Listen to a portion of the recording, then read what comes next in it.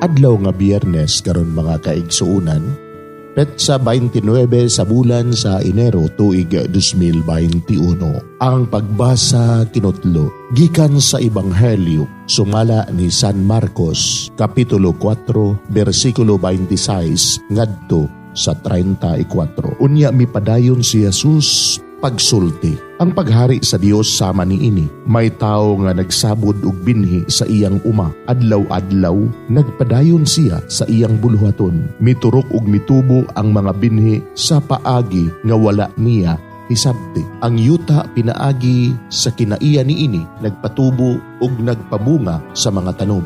Maoy muuna ang linghod nga punuan ug musunod ang mga uhay ug unya ang busok nga mga lugas ug inig kahinog na galabon kini kay ting-ani naman.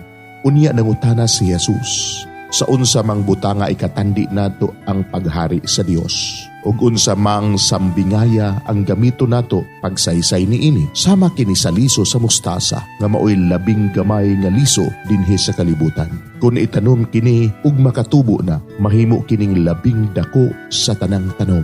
Managko ang iyang mga sanga ug dinhi magpasilong ug magsalag ang mga langgam.